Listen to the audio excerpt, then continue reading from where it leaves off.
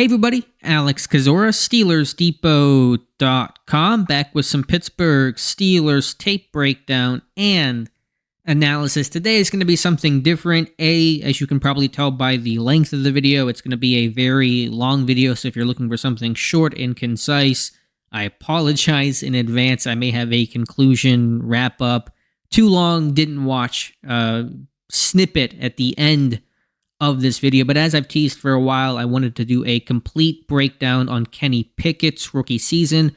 I have gone back and watched every single snap of Pickett's rookie year. That's every throw, every scramble, every sack, every handoff that he had, every single play from his 2022 rookie season. And what we're going to do today is break this thing down and try to look at some trends in progression and good and bad and things to work on. Hopefully this gets edited well. It's not going to be a high-value production. I'm again sorry in advance, but really want to get in kind of the meat and potatoes of being as fair as possible when it comes to how good Kenny Pickett was and how bad Kenny Pickett was and where can he improve and where did he improve. I think progression was evident, and so we're going to break this Pickett's game down into 6 different categories. I broke this when I watched it. I broke this thing down by before the bye and after the bye to kind of see some of that progression. But the 6 categories we're going to look at are accuracy and anticipation. That's in one category. Pocket movement in another. Decision-making. NFL throws. Mobility. And little things kind of / mechanics. And so you could have broken that down 100 times more if you wanted to, but I just wanted to put things into kind of overall buckets of his game. I took notes of the plays that fell into those categories and kind of just trying to draw out trends. And so without further ado, we're going to start with accuracy and anticipation, looking at him throughout the year, focusing on some things he did well, focusing on some things that he has to improve upon, and things where he got better during the year as well. And just really quickly before we delve into Kenny Pickett, if you guys could like this video, subscribe to the channel, I really would appreciate that. While I think Kenny Pickett overall is an accurate quarterback, I think one issue he had throughout the year was not always leading his receiver in the flat. I think too often on either boots or some of these flat routes or out routes that receivers would run or tight ends would run, Pickett's throws were just a little bit behind, and that limited some of the yak, and Pittsburgh was not a good yak team. In fact, they were the worst yak team in football last year, which is responsible. There's a lot of reasons to blame for that. It's not just Kenny Pickett, but I don't know if he always helped that in some regard. So one of the first plays we'll look at here comes against the Jets, granted his first NFL game, coming into halftime. You see this motion here to Deontay Johnson, throw in the flat. You see Johnson have to reach back for the football before he can turn upfield as opposed to catching it in stride. You see this one behind, forces Johnson to turn, slow down, and only get, there's some yak here with the effort that he has, and I know that Johnson had issues with his own yak and running backwards, but we're focusing on Kenny Pickett here. So seeing Johnson have to turn, reach back, just kind of consistent throughout the year where I thought Pickett could do a better job of leading his receiver out in the flat. It was less of an issue on slants where I think he was accurate, but on some of these throws out in the flat and out routes, not as accurate to create those yak opportunities. And I want to show more than one example of that. So for these clips, I'm going to usually show more than one example when it comes to a theme. Now this one comes against Buffalo. His first start the following week. You're going to see George Pickens to the top. Again, have to reach back. I suppose you could argue that he's trying to make sure the receiver stays in bounds and Pickens is able to turn upfield here. But I just think leading these guys a bit better across the board is going to allow for some more yak opportunities. There's Pickens having to slow down and turn his hips. If that corner was a little bit tighter, closed a bit quicker, it might limit some of those yak opportunities. And I just don't like always throwing that thing inside because then the DB might have a better chance to make a play on the football. Not so much the case here because the corner's off, but I just think consistently these guys were turning back to the football a little too often. And here's a good example of the ball being inside that creates an issue and allows the DB to make a play on the football. So against Buffalo, again, later in the game, you're going to watch this corner out to Chase Claypool. It's thrown to the inside shoulder where the DB's at, as opposed to the outside shoulder where Claypool can shield himself more and really be the only one to make the play. So we're getting this sprint out here, and you see this one inside, DB's able to break it up, and the pass is incomplete. Now, this is designed for him to sprint out like this, so that's not an issue. It may look a little strange, but you see the placement here. Claypool having to reach back for this one allows the DB to play through the pocket, contest, and break this one up. And so that's where you really see an issue here of this pass being incomplete when it should have been out to that front outside shoulder more, and then Claypool is going to have a better chance to make that play. Here against New Orleans, Pittsburgh comes out aggressive after the bye and a really good opportunity on a different concept and over out to George Pickens at the bottom here. And you're going to see Pickett miss this one. And you might remember this play because it was a real missed opportunity of Pickett just missing behind. And this one, I don't know if it's a bit more the mechanics or if he just missed. It happens sometimes, happens to every quarterback. But just to kind of have that theme on some of these crossing routes, the flats, the out routes, the corner routes, some of the over stuff, just not putting the ball where it's going to, allow the receiver to make the catch in stride. I saw these guys slowing up a lot for the football on those routes. Now, some routes were fine. I thought the dig cuts were better. I thought the slants he was generally pretty accurate on. It's just certain route concepts, and you see a pretty substantial miss here to George Pickens because he's, out leveraged the corner here. If this one's thrown in space, it's going to be a 20-plus yard play. Instead, it's way behind. Not only is it, no chance for Yak, the ball is not caught. And lucky for Pickett in Pittsburgh, this one was not picked off.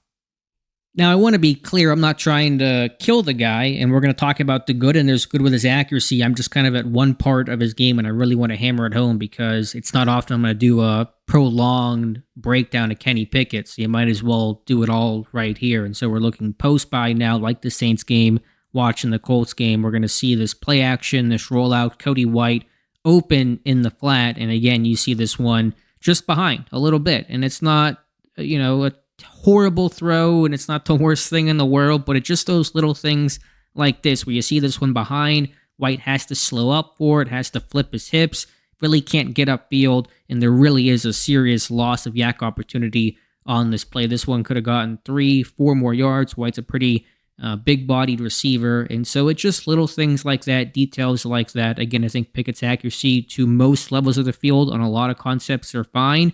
I just think in terms of things to work on for next year, and I think this was consistent throughout his rookie year, despite it getting better across the season, I thought his accuracy in some of the out route and stuff to the flats and to the sideline has to improve.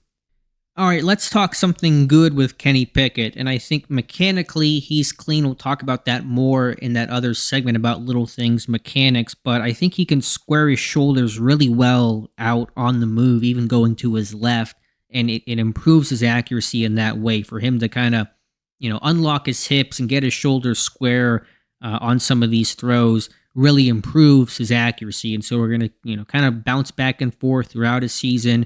Here against the Jets, his first game, and a nice throw overall, leading better, maybe a little too far, but that's really nitpicky. But him getting his shoulders square on the move here with some pressure. Again, you see him be able to square up right here, open up that hip a bit, and make that throw to Pat Freiermuth. That's, really good accuracy overall. We'll look at it one more time from the aerial view, and again, just watching Pickett get his shoulders square, make that throw under pressure in a strong, more or less downfield throw to Freiermuth. That's a nice job. Same idea against Miami late in this game. I know Pickett threw a couple of interceptions down there, but still some bright spots. Again, moving to his left, more difficult for the right-handed quarterback, just squaring his shoulders and just being accurate. Again, it's not always have to be the most highlight reel, Mahomes, crazy sidearm throw type of stuff, but he could have been inconsistent with his base here. The receiver's open. You don't have to necessarily be, perfectly, fundamentally sound to complete this pass. But Pickett squaring his shoulders right here, getting his hips open, and throws that accurate football to Chase Claypool. And just the repetition of that, the consistency of that, I think moving to his left, squaring his shoulders really improves his accuracy. Might not be needed here, but it's still good to see because there will be times where it's needed. You want to be consistent every single time, so you don't get into those bad and kind of lazy habits. You don't see that with Kenny Pickett. One last example against the Raiders, and this is a short completion or a short pass to Jaylen Warren, but again, just looking at the technique of it and the accuracy and the consistency, rolling out to his left here a bit, squaring his shoulders and dumping this pass off to Jalen Warren. Just the little things like that, going to his left, I think are I don't want to call it necessarily high level because I think a lot of quarterbacks can do it, but it's still good to see from a rookie, and I saw that from day one. It never really waned throughout his rookie season, but just squaring those shoulders as he's going out in space, especially to his left, just right there squaring up and making that throw around the defender right on the money to Jalen Warren. Well, I think in terms of anticipation and throwing the football before routes actually break is something Kenny Pickett still has to work on. I think he got a lot better late in the season. And I'm not even talking the back half post-bye. I'm talking about the last 3-4 games. I think it really took a jump in play in terms of high-level throws, high-level accuracy in tight windows, and the timing and anticipation. I'll show some of the good and we may contrast that with one or two examples of him struggling with that earlier in the year, but this is against Baltimore late to Deontay Johnson on a curl, and just watch the anticipation in terms of when this ball actually comes out before the receiver makes his break. If you throw the ball after the receiver makes his break in the NFL, usually not going to end well. College, you can do that. In the NFL, less so, but you see Pickett, this ball is out basically as Johnson's making his break, really probably a touch before Pickett's already winding up, deciding he's going to make that throw. That allows the receiver to, A, have yak opportunity, as you see with Deontay Johnson here, and B, does not allow the defender to be able to drive and close on the football. He's kind of at the mercy here because, he's adjusting to the receiver breaking down, and then he's got to come back and drive, and by that time the ball's already there, and Deontay Johnson's getting upfield. So that's really good anticipation in terms of throwing the ball before the receiver's open as opposed to waiting until he's open because then the ball's going to be too late. Overall, I thought late in the year, Pickett developed good chemistry with George Pickens on these back shoulder throws, and they are tough for DBs to defend, but here's Pickens at the top on a back shoulder in the finale against Cleveland, and just good accuracy, good timing overall, putting his receiver's going to make the play, and Pickens, of course, pretty incredible guy when it comes to vertical concepts and winning contested, but good accuracy here from Kenny Pickett there to make this throw where his receiver can get it, and it's a pretty big play.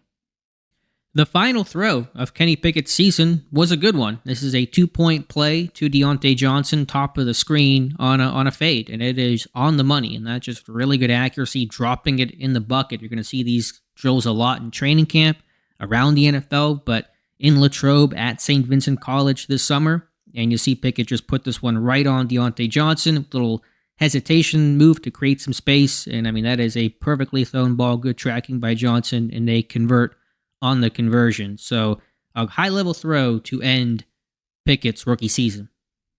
Just to contrast with the first play when I talked about the timing on that curl route by Deontay Johnson, just to contrast that, we're here against the Colts post-bye, but before that second Ravens game, and you see this one come out late to Pat Freiermuth, and when the ball is late in the NFL, especially down tight around the 10-yard line inside the red zone, here's Freiermuth, by the way, you're going to get a lot of incompletions. DBs are going to drive on the football. They're going to make you pay. And so you see Pickett does not throw this football until well after Freiermuth has made his break and geared down and showed Pickett his numbers. Now, you could argue that Freiermuth should have boxed out, worked back to the football.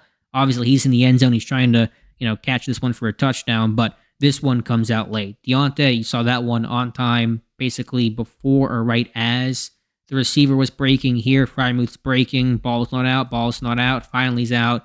DB's going to make the play. That's going to happen routinely. It did happen to Pickett, but you saw progression there, and you want to see that continue. But I'm encouraged by how the year ended from an anticipation standpoint with Kenny Pickett. And I would just say quickly, overall, I think Pickett's eyes and feet are connected, and that leads to overall pretty good accuracy. Again, things to work on. And just to conclude kind of the accuracy anticipation segment, we'll kind of do a brief summary of each. I think working on throws out towards the sideline, flat, out, even some of the over, being able to lead his receiver more, not have these guys consistently turn back for the football is going to be one of the number one things to look at from an accuracy standpoint that will increase yak. I think working on that anticipation a bit more, hopefully that carries over from what he did the back half of the year. If he can do that, That's going to be a real improvement in his game overall, I think, on the positive side for sure. Squaring his shoulders on the move to increase accuracy, which actually really helps some of the yak moments. That's a real consistent positive. I think his eyes and feet are connected in terms of when he goes through progressions. His front foot's pointed towards the target, his shoulders are square. That's a little bit more the mechanic side of thing, but it all relates to accuracy. So that's the overall, summary and evaluation of Kenny Pickett's accuracy and anticipation.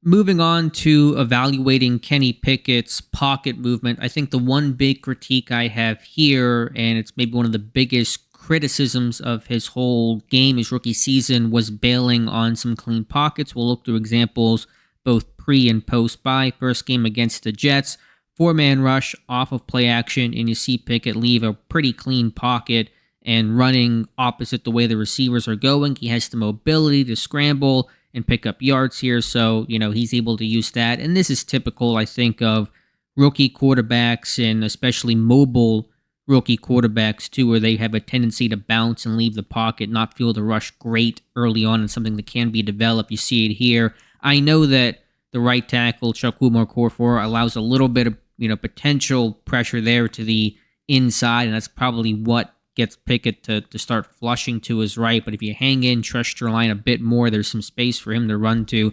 Once you leave the pocket, it's really hard for the O-line to protect you, and then you're in scramble drills and all that kind of stuff. So not the most catastrophic moment in terms of outcome, of course, but as we'll kind of see, this was pretty continuous throughout his first season. A pretty noticeable example here against Miami, this is versus a 3-man rush and with a spy from number 43, and you see Pickett bail here, climb, try to take off, and run himself into the pressure. And again, there's the mobility to escape and, not avoid some terribly negative plays. 3-man rush here, though, with the spy. He's got a pocket where he can climb, hang in there, look for his check down, go through his progression. Just a bit too quick to run, I think, pre-bye especially. We'll talk about that more as we look at the mobility portion of this video. But yeah, the 3-man rush here taking off, this happened a couple times. We'll look at least one more example that demonstrates it, but hanging in there was something that Pickett struggled to do early on. Another example of this issue comes against the Eagles, and here's a really good moment where Pickett has a chance to climb and hitch and step up into the pocket when there is some pressure, but instead is bailing, is rolling out, inviting that pressure. There's a holding call in here as well. So you see the edge rush, you see Dan Moore lose the edge here, and so there is pressure. Pickett cannot stay there, he's going to get hit, but there's so much clean air for him to hitch and climb. And even he could run here. I know it's zone coverage. He may not get far, but you can certainly hitch and try to, step up into the pocket. Instead, Pickett is now rolling out, which does not avoid the defender. That's where I think the holding call comes from. Give me 1 second while the playback just got weird. That happens sometimes. But you see Pickett there have to throw this one away. But if you hitch up, you climb, you're going to get a more positive play out of that. And that's something that Pickett, I think, had issues throughout, but especially before the bye week. Pretty egregious example. The last one we'll look at from this negative view, I probably admit I look at this a little bit more on the negative, where can he improve side, because that matters more than the things he's doing well, but I promise there are going to be some positive clips about to happen. This, though, is not one of them. Just like that Miami game, 3-man rush, Pickett trying to run, take off instead of hanging in the pocket, really gets himself in trouble here. This is post-bye, too, but it is that first game back, and ends up basically, being responsible for the sack here as he tries to then turn his back and run around, just gets kind of crazy. So he's good right here. I mean, the pocket is as good as you're ever going to have it in the NFL. There may not be somebody immediately open. Maybe the receiver should have broke down here instead of running into the linebacker's window right here, but Pickett just looks to take off, and there was no need to do that. Falls on his own player. A little bit of frustration here from the offense. This is 100% on Kenny Pickett. We'll take a look at it from the aerial view one last time here. Again, I think there was improvement. We'll look at that with the next couple of clips. But 3-man rushes, he wants to run. The mental clock's going off. Sometimes that's applicable. Sometimes it's not. Certainly not here. All right, now to the good with Kenny Pickett's pocket movement. One of my favorite plays came in his first start, which was an otherwise pretty brutal game against the Buffalo Bills. But third down, hitting Zach Gentry on this crosser, and you just see Pickett hang in the pocket and even do that little hitch up there just to avoid the edge rusher. I believe that's Von Miller, the right outside linebacker on this play. And you see Pickett not bail, stand tall, keep his eyes downfield, and just a little hitch right there just to get him an extra step up so Miller can't swat that football out, hang in there tough with a guy on him, make a strong, accurate throw, convert on third down to Zach Gentry. And this is a really good play, kind of the first one that I saw that went, okay, Kenny Pickett's got a little something there. And you see just a little hitch up there, stay in the pocket, take a shot a little bit, complete that pass, move the sticks. Again, post-bye, I really saw the pocket movement improve. There were still some things to work on. I want to show, if I remember, one more clip against Baltimore that kind of shows some of these issues he's still working through, but just some of the subtle movement. I think some of the subtle movement in the pocket when Pickett hung in there, the mobility he had to avoid some free rushers ended up being super advantageous, and that's something you get from the mobile guys you don't get necessarily from the pocket passers like Ben was. So you see Pickett here against empty, you see the Bengals come in free, here's Von Bell, the safety, and just a little slide to his right to buy time, keeps his eyes downfield, and finds the check down the outlet in Jaylen Warren to pick up the first down. So just a subtle movement, not going to panic, not going to look to run. Again, mobility category, we're going to focus in on that a bit more, but just slide a bit here, eyes downfield, shoulder square, talked about that before, accurate throw, third down conversion. Really nice play here from Kenny Pickett. We'll take one last look from the end zone view and move on to the next example.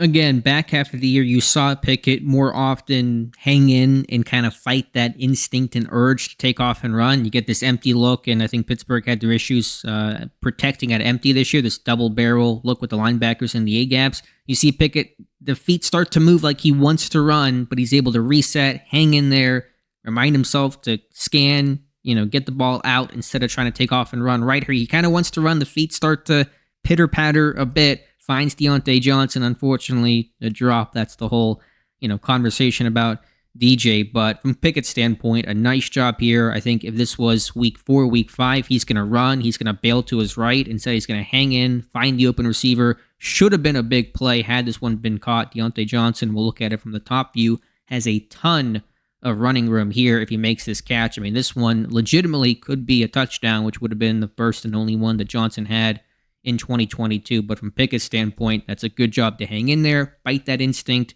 and make the throw. Another example of Pickett fighting that urge a bit better when things aren't chaos here against Baltimore in this primetime comeback win, a game we'll talk about a lot in this video. You see Pickett again. He starts, like he wants to run to his left and start bailing, but has his instinct of, let me find my check down instead, play generally within the pocket here, and makes his throw to Jaylen Warren. Allows a lot of yak here, opportunity for him in that really strong rookie year that Warren had. And so you see Pickett, again, I think earlier in the year, this is a play where he takes off for sure and just starts scrambling. And maybe he tries to not necessarily run, but just find some other outlet. But let's play from within the pocket. You're going to do that still most of the time. Allow your receivers to make a play.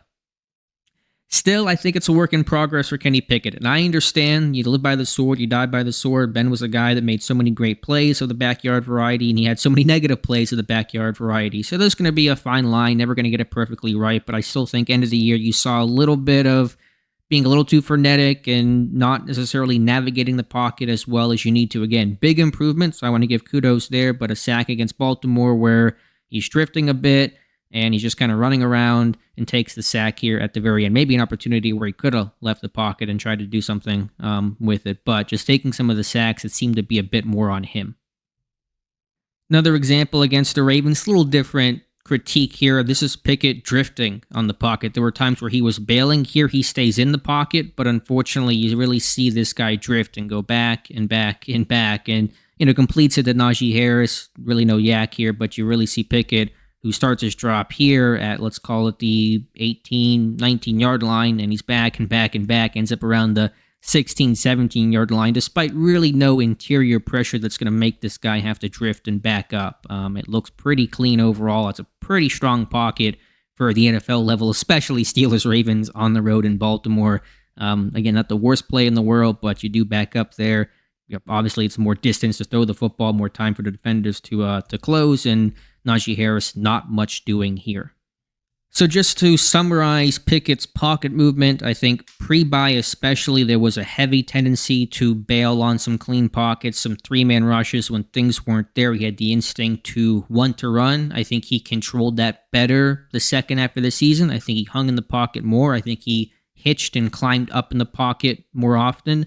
And I think he kind of walked that line between using your mobility for good without actually creating more problems for yourself a bit better. But I think he's got to work on still hanging in the pocket more, hitching up a bit more often, just being a bit more consistent. Again, I don't expect perfection, but there were some pretty clear trends and numerous occasions where you sit back and say, yeah, that one could have been better. Moving on to Kenny Pickett's decision-making, and I think, honestly, in terms of the 6 categories, this is the one where I thought he was the weakest, but I want to talk about to start a progression that he had. This is his first start against Buffalo. Ball at the 17-yard line, play action. Kind of a mess here, not really sure what happened with the supposed receiver in the flat. I think Chase Claypool might have screwed something up, but putting all that aside, you see Pickett, nothing there, under siege. Instead of throwing the football away, he's going to just run out of bounds, and it becomes a loss of 2 when it should have been an incompletion for no gain, obviously. And it's a small thing, and it's a couple yard loss, and it's not going to be the end of the world, although it's second down, turns into third, and I think it was a 2nd and 1, so it really turns into a third and, not a layup type of situation. And that's an obvious just rookie mistake, teaching moment for Kenny Pickett, and as we'll see in the next clips, he never made that mistake again. So the old adage is don't make the same mistake twice. Kenny Pickett did here, did not do it again. Similar set of circumstances in Week 10 against New Orleans, first game coming out of the bye, and you're going to see nothing there for Kenny Pickett. Hangs in the pocket for a while, and then eventually that internal clock goes off, and he bails here, nothing open. And you see at the very end, just flip that football away, as opposed to, and the ball's at the 20-yard line here, as opposed to running out of bounds like he did against the Bills and losing, I think, 2 yards in that scenario. Here, he's going to, make sure he just gets back to the line by throwing the ball out of bounds late. Tries to scramble, realizes it's not there. It's just a 1-yard difference. This would have been even less egregious than the Bills game, but just throw this one away. Make sure you're not, taking the hit. So that's always important, so no one can say that you had the ball and they're running through. You're going to throw the ball away, protect yourself, and then just make sure you're not avoiding that 1-yard loss, because there's no need to. Don't avoid the 1-yard loss. 1 yard in the NFL can be everything, and so just throwing that football away, it's a smart thing, it's a small thing, but you go back to that Bills game, I'm sure when they were doing film review with Mike Sullivan after the series, during film room that week, saying, hey, don't do that stuff again. He never did it again. Another example we'll look at, I know you already get the point by now, but this is our long-form Kenny Pickett video, so I'm going to go through and be as thorough and show as many examples, because one play is just one play. You want to see some of the trends here late in the season against the Raiders. Chance for a big loss, probably a bit more obvious here, but again, don't take the hit. Ball's at the, 42-yard line or so. Throw the ball out of bounds. Make sure you're staying clean. I think Pickett, the first half of the year, had a tendency to take some shots that he didn't need to, and you never want to do that as a quarterback, obviously. So this one, there would have been 4 more yards lost, probably more intuitive to throw the football away, just given where you're at. But again, throw the ball away, avoid the loss. Don't make that mistake twice. You see that there from Kenny Pickett. So we'll look at it from the end zone view and move on to our next coaching and talking point. I think one issue that Pickett had, especially before the bye, but I think even after, is that sometimes he would lock onto the backside X receiver too often, just either because he wanted to give this guy a chance or just something that he thought he was going to get or saw pre-snap, and never always came off of that when there were times to work the bunch side or the trip side, the field side, to probably work something better in the progression. So good example here. This actually comes the very next play, the third down after that clip we showed of Pickett running out of bounds. And you get this 3-by-1 bunch, 3 to the top to the field. Buffalo's playing extremely off. This is 3rd and 5, by the way. So I think you have, the 15-yard line here.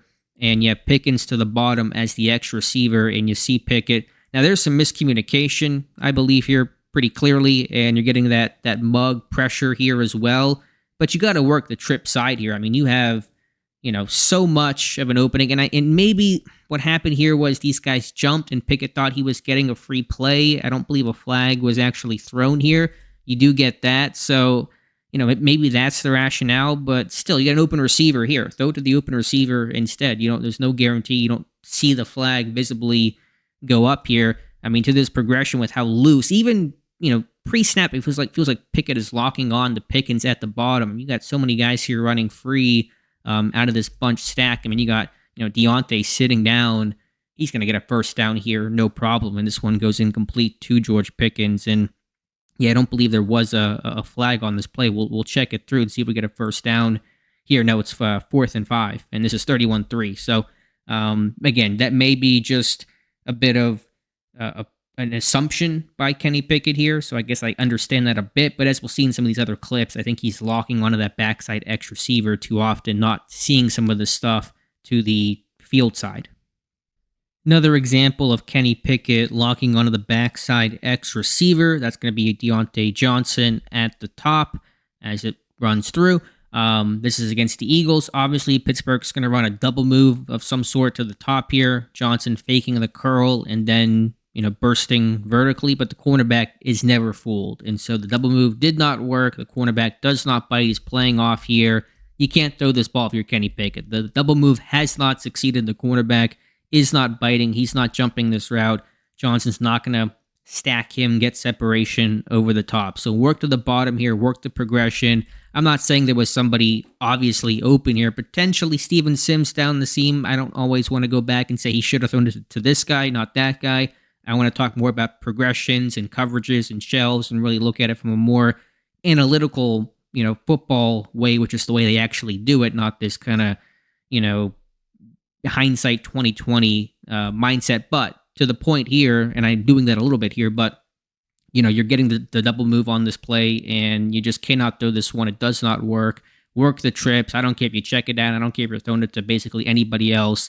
You got to just say the call didn't work. There's other receivers to work to, go through the progression, and Pickett does not here. One last example coming against Baltimore, a rare 4-by-1 look for the Pittsburgh Steelers. Quads to the bottom with the tight ends, Derek Watt, Najee Harris, George Pickens to the top. And so basically, if Pickett likes the matchup to the top, then you can throw it there. If not, we're going to work the screen here to the bottom. Pickett likes the chance to Pickens, and I understand, giving your guy an opportunity to make a play. It's not a bad ball here. Hindsight, I guess, is 2020. But for me, with a bunch of big people down here to Najee Harris, I know the Baltimore knows that they're going to run some sort of screen. You don't go quads and run just traditional concepts, but I'm throwing to Najee Harris here for sure. You don't see Baltimore really attacking the point man or being super aggressive here. That's going to disrupt this one. Again, it's a call. It's easy to go back after the fact. Pickens is a jump ball machine, but to me, just looking at the progression and a lot of examples here on tape, I thought there were times where Pickett was probably a little too trustworthy of letting his guy go make a play, and there's a line to walk there. But here, I think he misses the mark. Throw it to Najee Harris with the big people in front. I bet you he scores here. I want to focus on somewhere where Pickett improved, and usually with improvement means mistakes were made to begin with. And Pickett has openly talked about this, so I'm not breaking any new ground here, but just 2-minute drive type stuff. Take a profit most of the time. There'll be times to take a shot. We're going to talk about that later in the video, but this is 3rd and 16. Pittsburgh's down.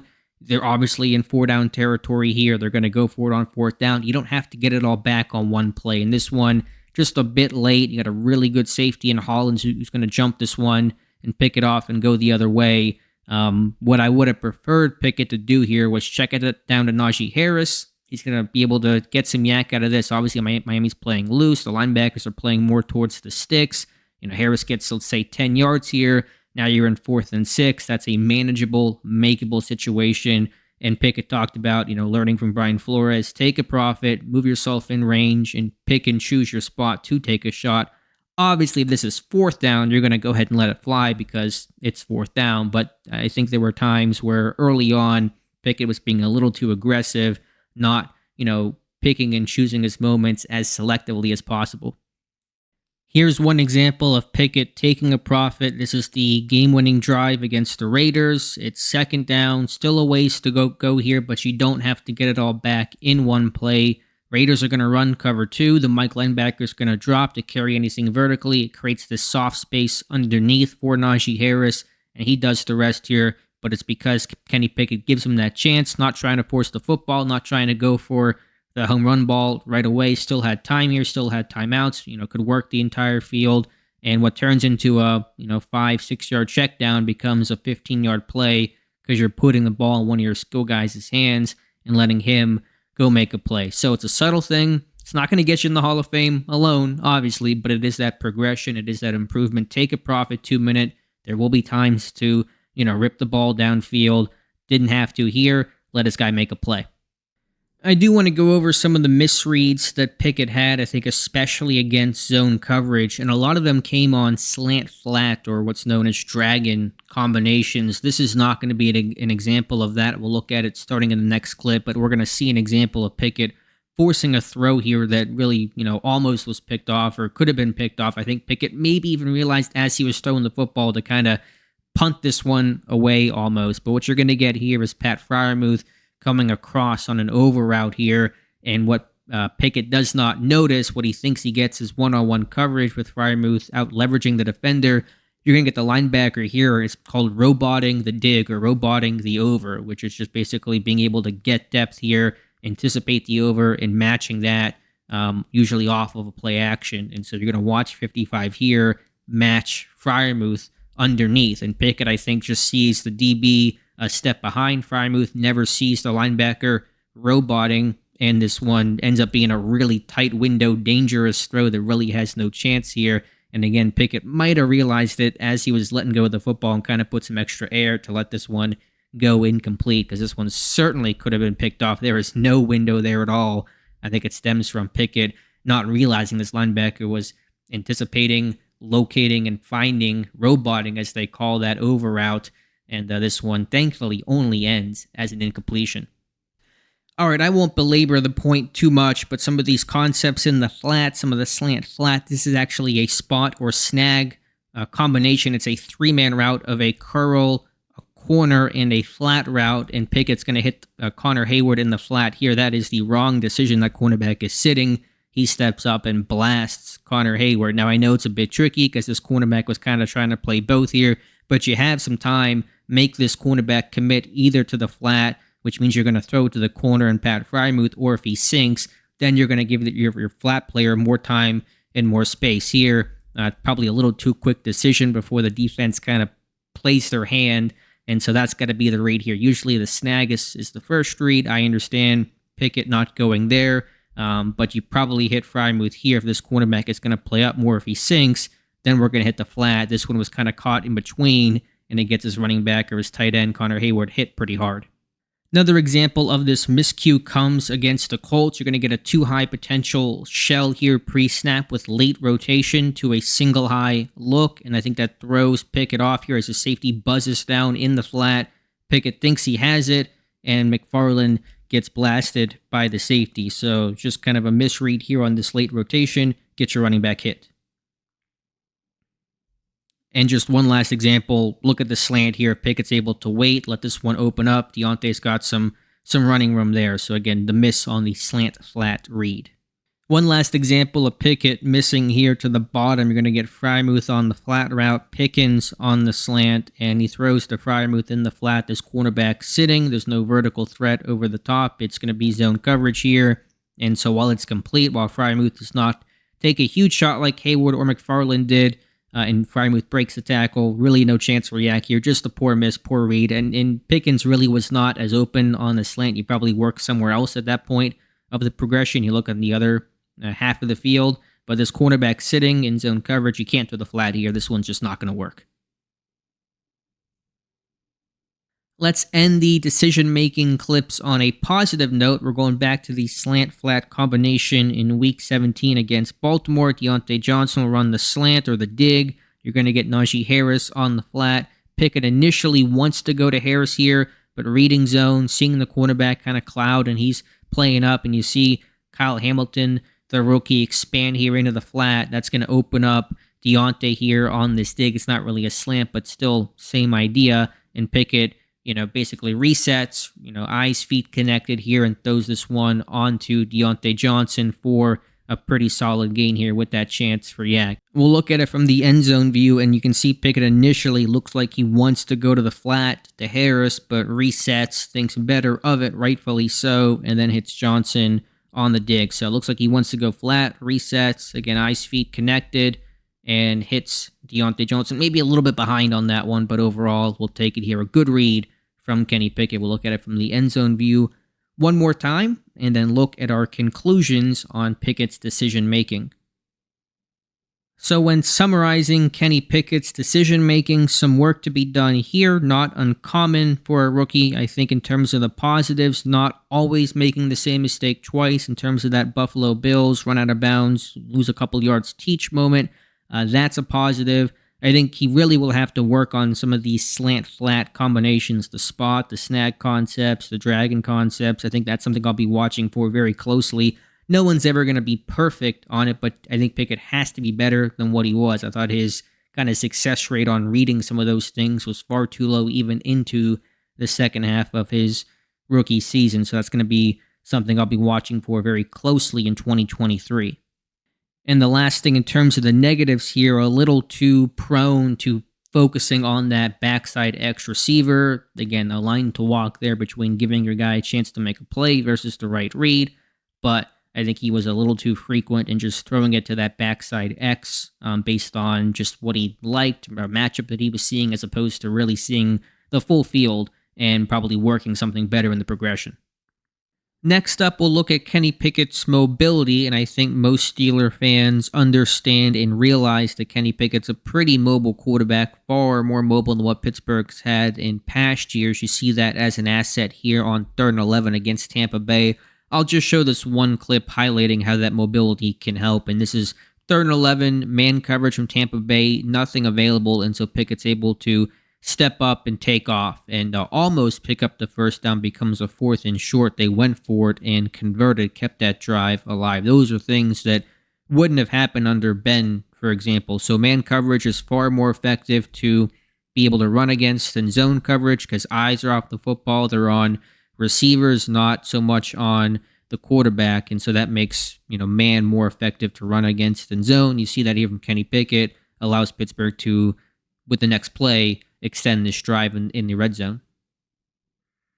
I think the number one area of growth I saw with Kenny Pickett throughout his rookie season was keeping his eyes downfield after the bye week, looking to throw instead of immediately take off when something wasn't there. This is week 5, his first NFL start against Buffalo. You're going to see Pickett scramble and take off. Not that it's a poor outcome overall, but I think it's an opportunity to, you sit there and your quarterback's taking a big shot. Now he's sliding. Maybe that shot shouldn't have happened.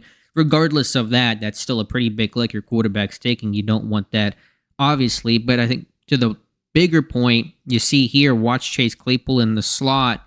You see him get open, and had Pickett kept his eyes downfield, there's probably a good chance Pickett could have made this throw and completed this one to Claypool, and that's always going to be the number one focus and priority of the quarterback, is look for his receiver, keep his eyes downfield while moving instead of immediately wanting to take off the second he leaves the pocket. Now, again, you see the late hit there. James Daniels mixes it up.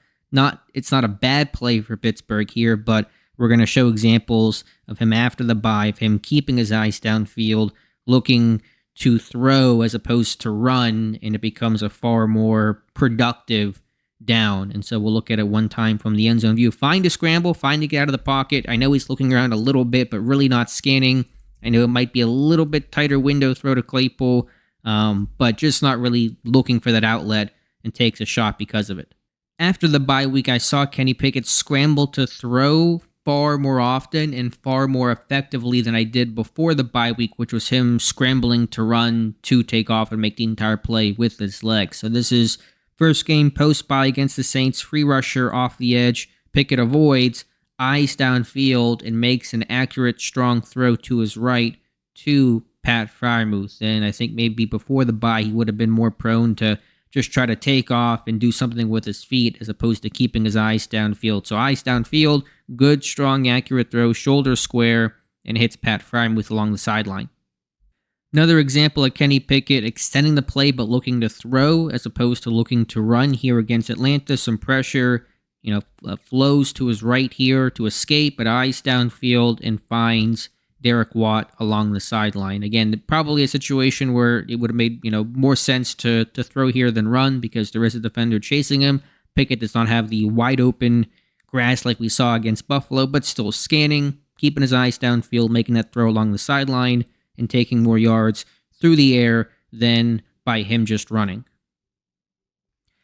I really thought, though, in the Baltimore game was probably the best game and example of Pickett keeping his eyes downfield and making some great plays on the fly. So against the Ravens here on the road, instinct is to just take off and run. He could have run here. Now, he's got a defender on his back, as you guys will see. Dan Moore gets beat, but Pickett certainly could run here if he wanted to, but eyes downfield the entire way and makes this sideline throw to Deontay Johnson. They ruled it incomplete. I can't remember for sure if they actually kept that call incomplete, but regardless, Pickett keeping his eyes downfield the entire time. I mean, if this was before the bye, he's running. He's just going to take off and scramble and try to get what he can get. But, I mean, this is a real concentrated effort to keep his eyes downfield, make this throw to Deontay. Again, I forget what the actual outcome here was, but more to the point, more to Pickett's play and evaluating him, you're really seeing him progress to, yes, I can run, yes, I can be mobile, I'll use it when I have to, but otherwise I'm going to keep my eyes downfield.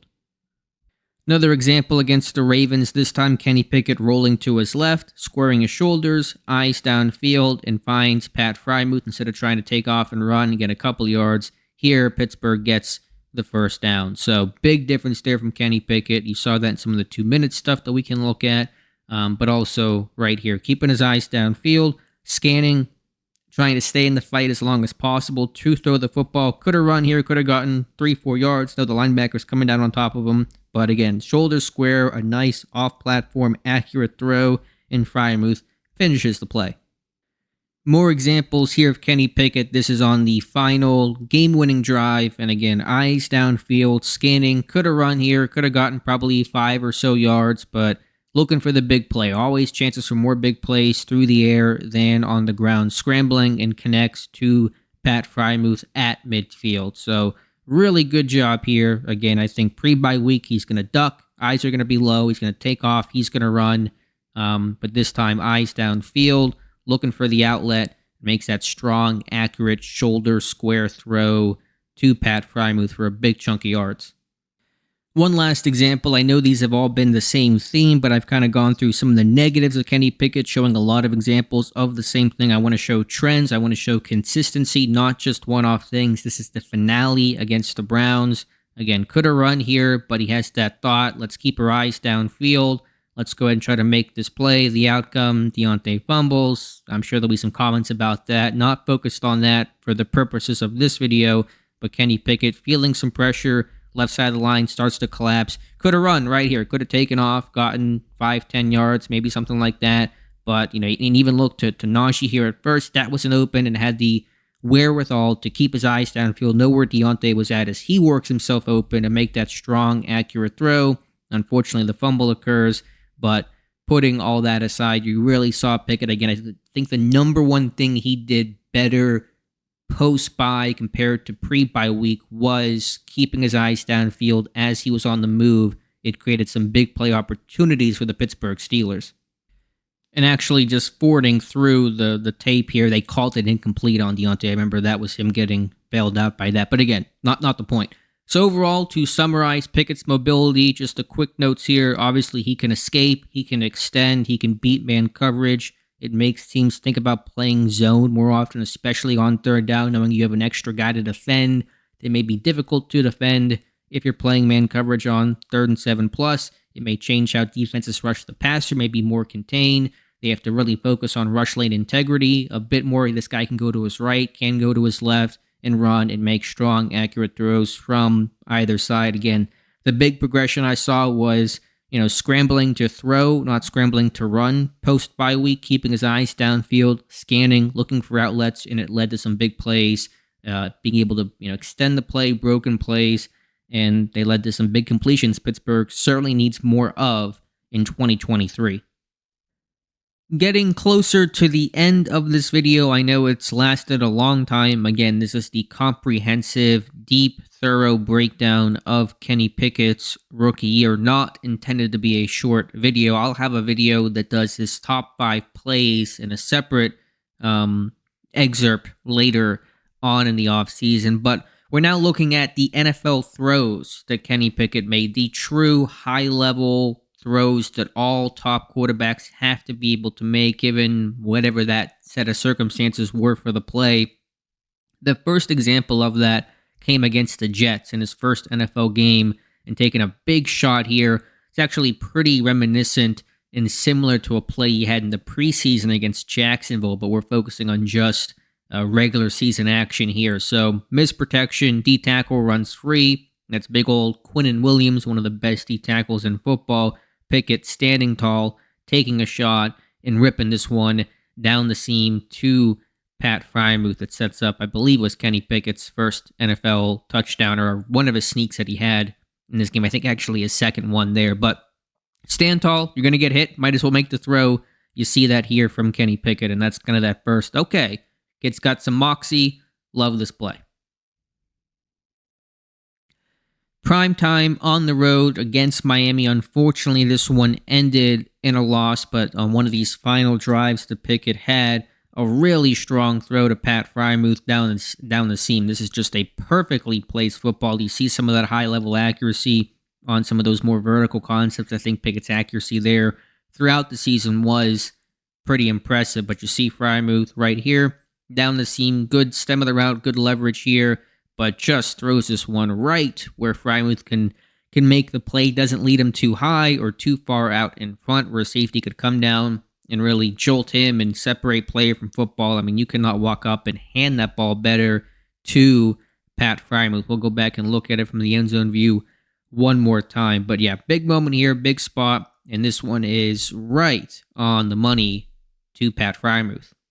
Second matchup against the Bengals, the first game that Pickett played in. He did not appear in the Week 1 opener that Pittsburgh won in overtime. This is a very similar concept to what we saw against the Saints, where Pickett threw behind George Pickens incomplete. It was a big opportunity missed. They went back to it against the Bengals. Similar situation early in the game, first drive, and you see Pickett put this one right on George Pickens. And I love the patience and the poise here, the patience to allow Pickens to get open here and the poise to take a shot and throw a very accurate football down the field complete to George Pickens. So end zone view, you'll see this D-tackle wrap around right in Pickett's grill. Takes a big shot there, but puts this one right on the money before the DB can close the corner over the top.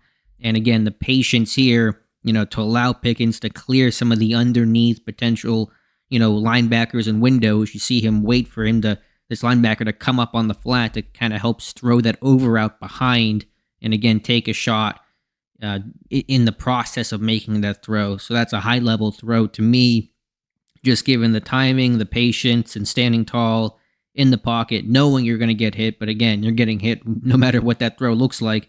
Might as well make it a good one and move Pittsburgh down the field. So one last look here.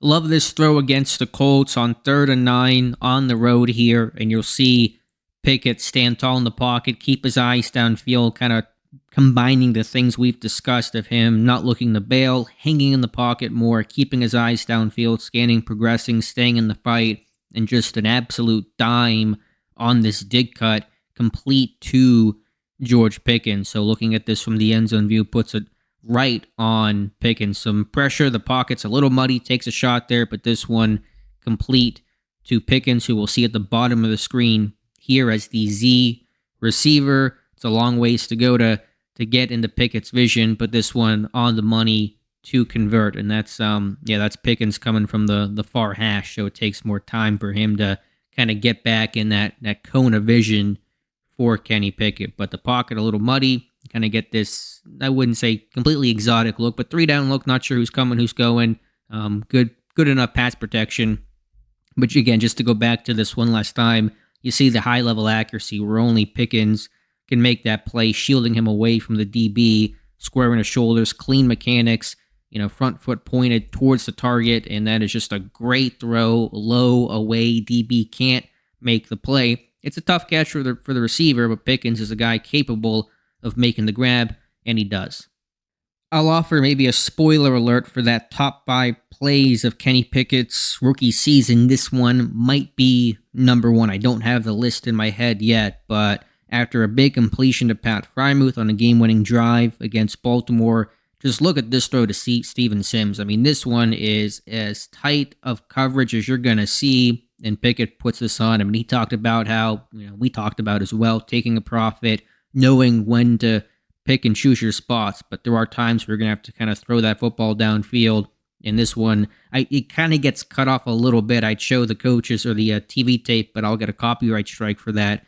But we'll try to pause it here.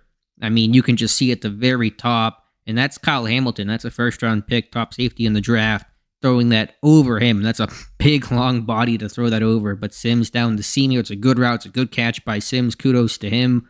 Good luck to him in Houston. But to make the throw to Freiermuth on the move and then come back, deliver that strike, really got Pittsburgh in range to then run the ball a bit, really open up the offense, allowed them to not be as worried about time and kind of getting in range. Of course, Pickett finished that drive off with that good throw to Najee Harris, but to me, I mean, probably his best throw of the season right here because there is no window. That is an NFL-type throw.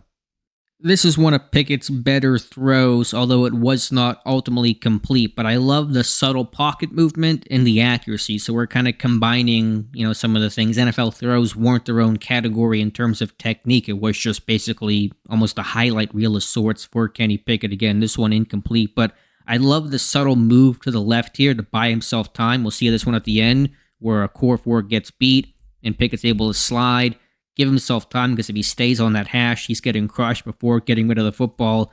And talk about accuracy here along the sideline. That is in the bucket to Deontay Johnson. Just couldn't make the play. Good contest by the DB. That's a tough one to track. But from Pickett's standpoint, feeling that rush a little bit, sliding to his left, still being accurate, not trying to throw off platform, not trying to scramble, still staying in there, hanging in the pocket. You see that toughness a lot here.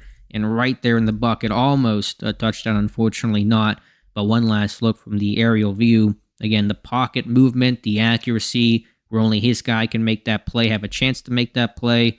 Worst case scenario, incompletion, that happens here, but really good accuracy. There were some great end zone throws that I thought Kenny Pickett made his rookie season.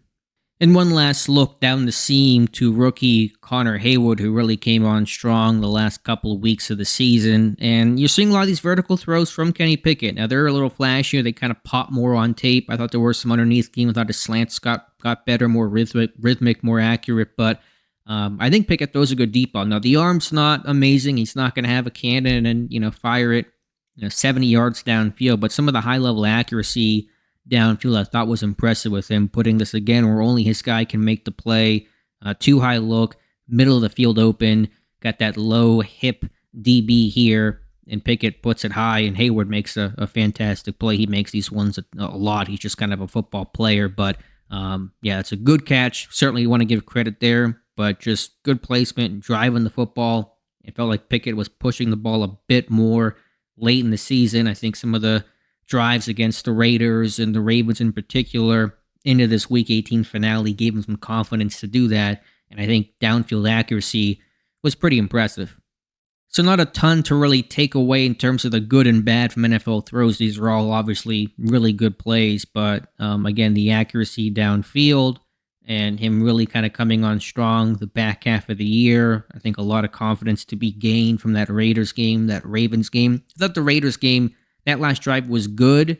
There were it was probably a little more check down full. I thought the Ravens game, the completion to Freiermuth, the one to Sims, the touchdown to Najee were kind of really all A-plus type of throws. I didn't show the Najee one just because you've seen that one a bunch. Thought the other ones against Baltimore maybe a bit more impressive, but you saw this guy, drive the football downfield. Need to see it more. Need to see it on a continued basis in 2023, but I think he's capable of it.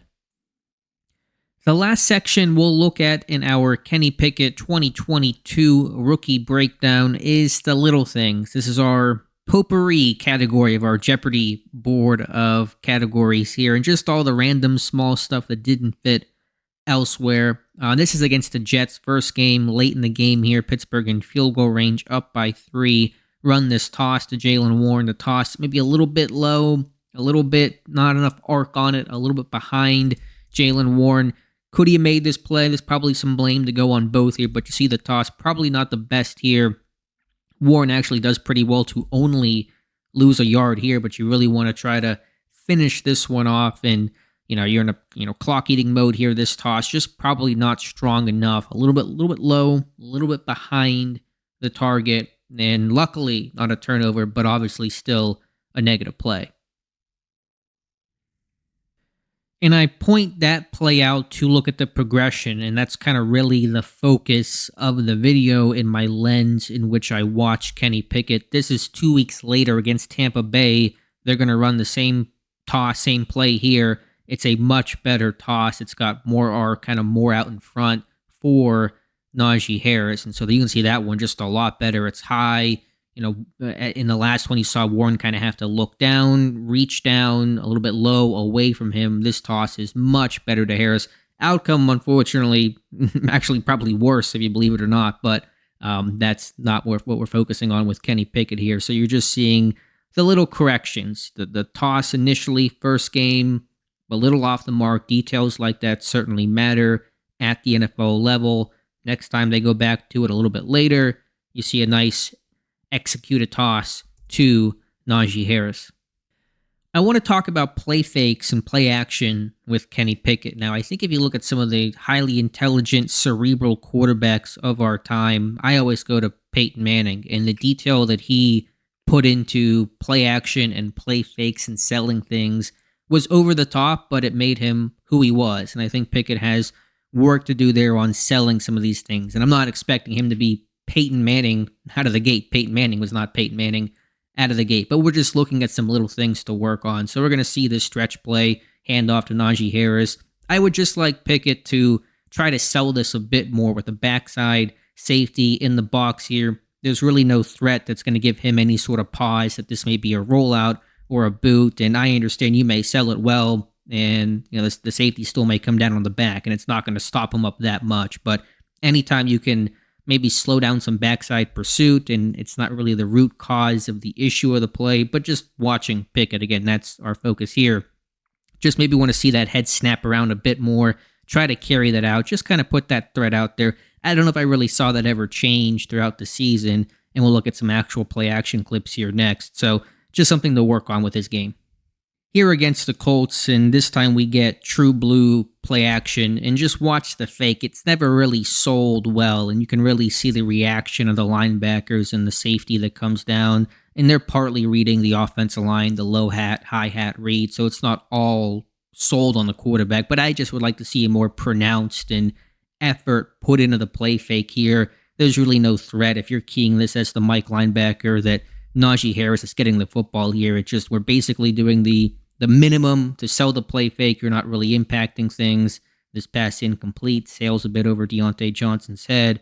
Really, you're just hurting yourself by turning your back to the quarterback and not actually influencing these guys to suck up, to throw over the top. So just want to see these play fakes. Again, go back, watch some old Peyton Manning clips. He rarely sold these play fakes. Well, remember that one boot he had for a touchdown?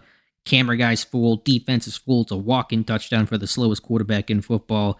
Part of that's the element of surprise, I understand, but the play fakes with Peyton were exceptionally well. That's the standard I want to get to with Kenny Pickett. I've actually already shown this play before. This is the first snap against the Saints. I'll run it through. This is the miss by Pickett to George Pickens. I just noted the mentality, and I'm going to compare and contrast here in a moment, but watching the first snap that Kenny Pickett took against the Jets versus the first one he had after the bye, against the Jets, it's tight, it's condensed, he's under center, he's handing the football off. Against the Saints, they're motioning Najee out, they're going empty, they're trying to push the ball downfield. So although Pittsburgh certainly became a run-heavy, run-oriented team the back half of the year, no team ran the ball as much as Pittsburgh week 10 and on. you saw them, I think, give some more confidence in the keys to Kenny Pickett and played some more empty. There was a lot of empty in this game against the Saints. Of course, Pittsburgh won this game. So I'll put up a side-by-side still of just the first formation, the first call against the Jets versus the Saints. You see tight under center against the Jets. You see empty against New Orleans, pushing the ball downfield. It's a small thing, but just notice that in terms of how Pittsburgh, I think, and it's obvious and it comes with time, like most quarterbacks, but became more comfortable with Kenny Pickett. Hopefully that continues. It needs to for 2023. I'll go through these two clips really quickly, but you just love this from your quarterback. I mean, if you're the head coach, maybe you love this a bit less because you don't want your quarterback to get hurt. But if you're a teammate of Kenny Pickett, you get this reverse here. Pickett trying to throw a block in space. Doesn't throw a great block. He's not an offensive lineman, that's for sure. Stick to quarterback, but I just love the effort here. You don't have to do that. Obviously a lot of guys are going to just duck out of the way, let whatever happens. But you see Pickett out in space, just trying to be a dude and throw a block for a teammate. So you got to love that. This one, I think Steeler fans will remember far more than that Dolphins play because this one ends in a lot more yards gained by Pittsburgh. But watching Kenny Pickett, and he'll come back in the frame here in a moment, run downfield to throw this block or try to throw this block for Najee Harris.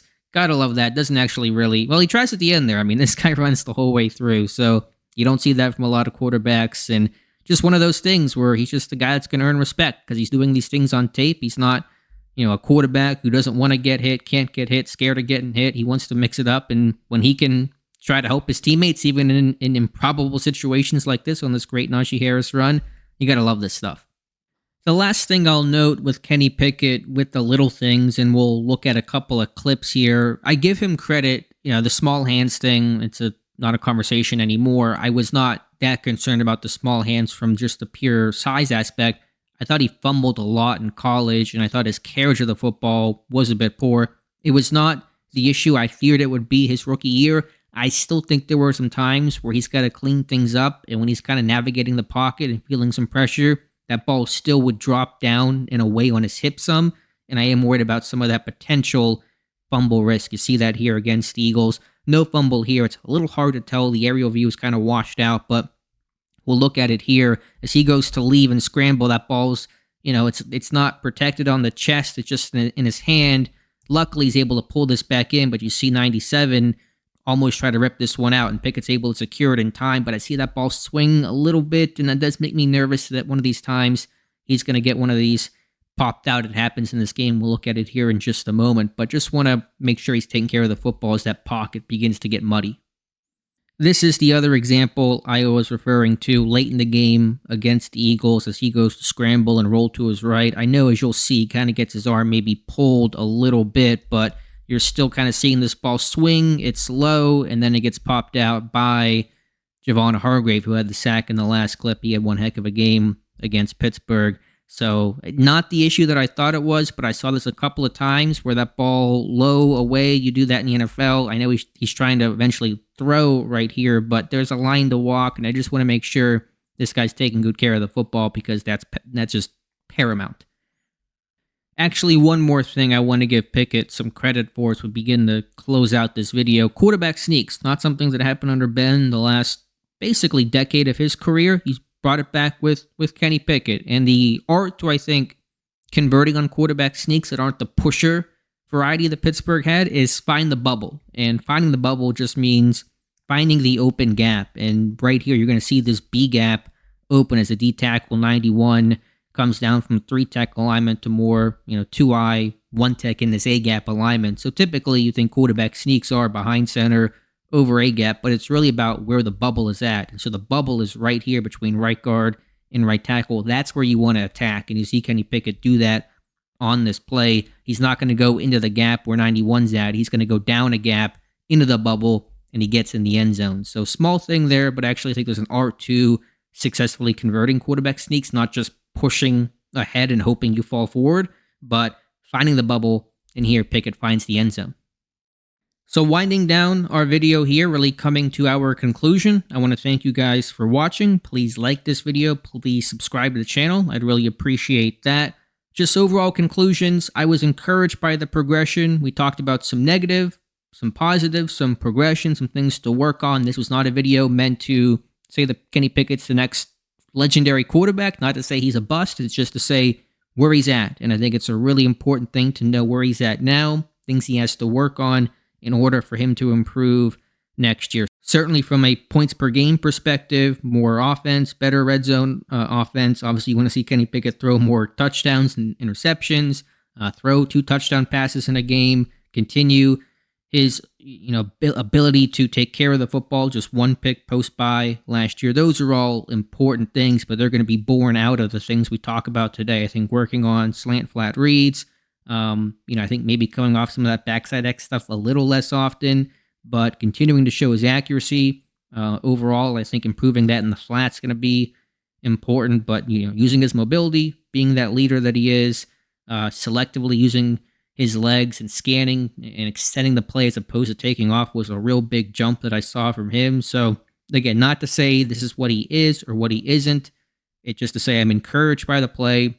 Still a long ways to go in a very competitive AFC, a very competitive AFC North, and we'll be watching for Kenny Pickett in 2023. So I know this was an incredibly long video. We're over an hour, I'm pretty sure, as I put this whole thing together. I will do a Kenny Pickett top 5 plays, top 5 throws of the season. That'll be a separate video, all positive, obviously, just to kind of go through that. A little different lens on the video. If you guys want to see the worst 5 plays from Kenny Pickett, we could probably do that as well. So let me know your thoughts in the comments below. Appreciate you guys watching. Again, please like, please subscribe. Thank you, and we'll talk to you soon.